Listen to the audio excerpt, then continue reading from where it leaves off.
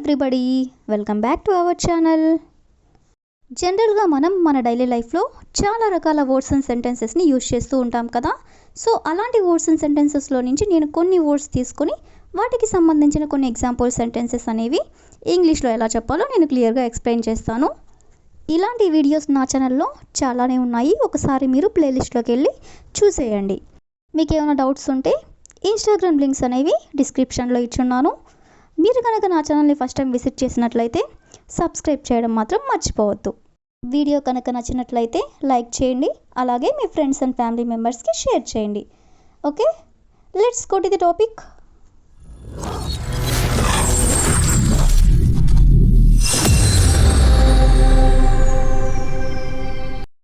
First sentence ఒకసారి చూడండి. నా పేరెంట్స్ నాకు ఎల్లప్పుడూ అండగా ఉంటారు.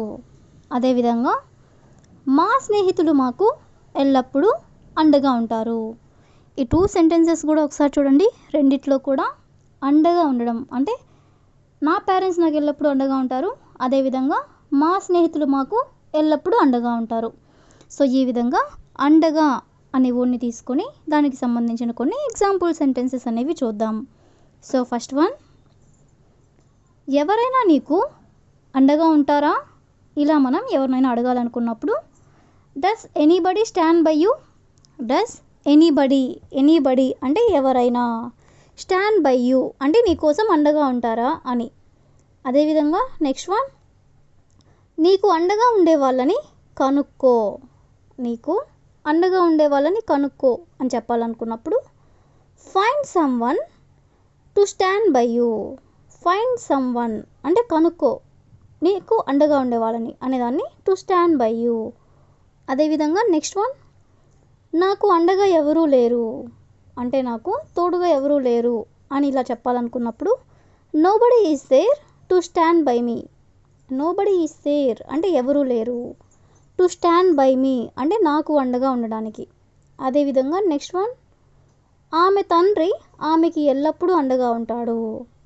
ఆమె తండ్రి ఆమెకి ఎల్లప్పుడూ అండగా ఉంటాడు అని చెప్పాలనుకున్నప్పుడు her father always stands by her.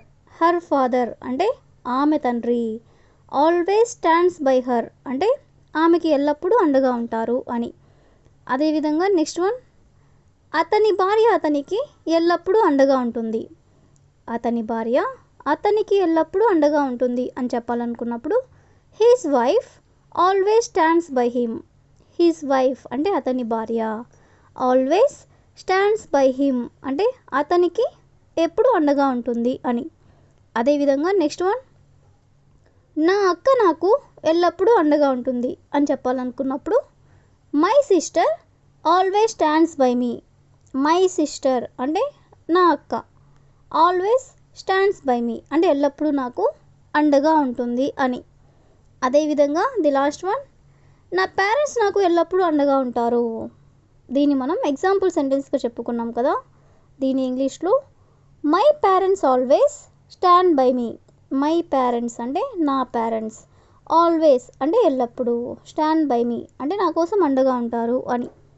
So ఈ విధంగా మనం అండగా ఉండడం అనే వర్డ్ని తీసుకొని దానికి సంబంధించిన కొన్ని ఎగ్జాంపుల్ సెంటెన్సెస్ అనేవి చూసాం కదా. నెక్స్ట్ సెంటెన్స్ ఒకసారి చూడండి. నేను ఏదో ఒకటి తినాలనుకుంటున్నాను అంటే నాకు ఏదో ఒకటి తినాలనిపిస్తుంది అని. అదేవిధంగా నేను ఏదో ఒకటి చేయాలనుకుంటున్నాను, ఈ విధంగా అనమాట. అంటే ఏదో ఒకటి అనే వర్డ్ని తీసుకొని దానికి సంబంధించిన కొన్ని ఎగ్జాంపుల్ సెంటెన్సెస్ అనేవి చూద్దాం. సో ఫస్ట్ వన్, నేను ఏదో ఒకటి ఇవ్వాలనుకుంటున్నాను. నేను ఏదో ఒకటి ఇవ్వాలనుకుంటున్నాను అని చెప్పాలనుకున్నప్పుడు I want to give something or other. I want to give అంటే నేను ఇవ్వాలనుకుంటున్నాను, సంథింగ్ ఆర్ అదర్ అంటే ఏదో ఒకటి. అదేవిధంగా నెక్స్ట్ వన్, నేను ఏదో ఒకటి మాట్లాడాలనుకుంటున్నాను. నేను ఏదో ఒకటి మాట్లాడాలనుకుంటున్నాను అని చెప్పాలనుకున్నప్పుడు I want to speak something or other. I want to speak something or other అంటే నేను ఏదో ఒకటి మాట్లాడాలనుకుంటున్నాను అని. అదేవిధంగా నెక్స్ట్ వన్, నేను ఏదో ఒకటి ఆడాలనుకుంటున్నాను అంటే ఏదో ఒక గేమ్ నేను ఆడాలనుకుంటున్నాను అని. సో దీని ఇంగ్లీష్లో I want to play something or other. I want to play అంటే నేను ఆడాలనుకుంటున్నాను. సంథింగ్ ఆర్ అదర్ అంటే ఏదో ఒకటి. అదేవిధంగా నెక్స్ట్ వన్, నేను ఏదో ఒకటి చదవాలనుకుంటున్నాను అని చెప్పాలనుకున్నప్పుడు I want to read something or other. I want to read అంటే నేను చదవాలనుకుంటున్నాను. సంథింగ్ ఆర్ అదర్ అంటే ఏదో ఒకటి. అదేవిధంగా నెక్స్ట్ వన్, నేను ఏదో ఒకటి తీసుకోవాలనుకుంటున్నాను అని చెప్పాలనుకున్నప్పుడు I want to take something or other. I want to take something or other అంటే నేను ఏదో ఒకటి తీసుకోవాలనుకుంటున్నాను అని. అదేవిధంగా నెక్స్ట్ వన్, నేను ఏదో ఒకటి కొనాలనుకుంటున్నాను అనేదాన్ని I want to buy something or other. By అంటే కొనడం. ఐ వాంట్ టు బై అంటే నేను కొనాలనుకుంటున్నాను. అదేవిధంగా నెక్స్ట్ వన్, నేను ఏదో ఒకటి చేయాలనుకుంటున్నాను. దీన్ని మనం ఎగ్జాంపుల్ సెంటెన్స్గా చెప్పుకున్నాం కదా. సో దీని ఇంగ్లీష్లో I want to do something or other అంటే నేను ఏదో ఒకటి చేయాలనుకుంటున్నాను అని. సో ఈ విధంగా మనం ఏదో ఒకటి అనే వర్డ్ని కూడా తీసుకొని దానికి సంబంధించిన కొన్ని ఎగ్జాంపుల్స్ అనేవి చూసాం కదా. నెక్స్ట్ సెంటెన్స్ ఒకసారి చూడండి. వాళ్ళ గార్డెన్లో ప్రతి చెట్టు పచ్చగా ఉంది. అదేవిధంగా నాకు మా ఊరిలో ప్రతి వీధి తెలుసు అంటే ఈ రెండిట్లో కూడా ప్రతిది అంటే ప్రతి అనే వర్డ్ కామన్గా ఉంది కదా. సో ఈ వర్డ్ని తీసుకొని దానికి సంబంధించిన కొన్ని రిలేటెడ్ ఎగ్జాంపుల్స్ అనేవి చూద్దాం. సో ఫస్ట్ వన్, నేను ప్రతి ఫ్లేవర్ రుచి చూడాలనుకుంటున్నాను.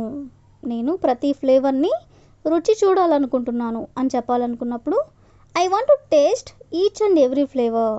ఐ వాంట్ టు టేస్ట్ అంటే నేను టేస్ట్ చేయాలనుకుంటున్నాను, నేను రుచి చూడాలనుకుంటున్నాను. ఏంటి? ఎవ్రీ ఫ్లేవర్ అంటే ప్రతి ఒక్క ఫ్లేవర్ని. అదేవిధంగా నెక్స్ట్ వన్, టీచర్ ప్రతి బిడ్డని చిరునవ్వుతో పలకరించాడు. టీచర్ ప్రతి బిడ్డని చిరునవ్వుతో పలకరించాడు అని చెప్పాలనుకున్నప్పుడు the teacher greeted each and every child with a smile. The teacher greeted అంటే పలకరించాడు, ఈచ్ అండ్ ఎవ్రీ చైల్డ్ అంటే ప్రతి ఒక్క బిడ్డతో, విత్ ఎ స్మైల్ అంటే చిరునవ్వుతో. అదేవిధంగా నెక్స్ట్ వన్, అతను ప్రతిసారి గందరగోళం చేస్తాడు.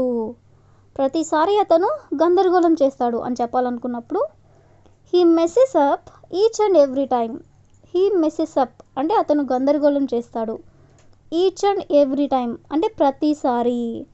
అదేవిధంగా నెక్స్ట్ వన్, నాకు ఆ పాటల్లో ప్రతిదీ ఇష్టం. నాకు ఆ పాటల్లో ప్రతిదీ ఇష్టం అని చెప్పాలనుకున్నప్పుడు I love each and every one of those songs. I love each and every one అంటే నాకు ప్రతిదీ ఇష్టం, ఆఫ్ దోస్ సాంగ్స్ అంటే ఆ పాటల్లో. అదేవిధంగా నెక్స్ట్ వన్, నాకు మా ఊరిలో ప్రతి వీధి తెలుసు. దీన్ని మనం ఎగ్జాంపుల్గా చెప్పుకున్నాం కదా. దీని ఇంగ్లీష్లో I know each and every street in our village. I know each and every street అంటే నాకు ప్రతి వీధి తెలుసు, ఇన్ అవర్ విలేజ్ అంటే మా ఊరిలో. సో ఈ విధంగా మనం కొన్ని ఎగ్జాంపుల్ సెంటెన్సెస్ అనేవి చూసాం కదా. So that's all for today. I will ask you a question for you. నేను ప్రతి ఊరు తిరగాలనుకుంటున్నాను. నేను ప్రతి ఊరు తిరగాలనుకుంటున్నాను. So if you know this one in English, please you can comment in the comment section. Thank you for watching.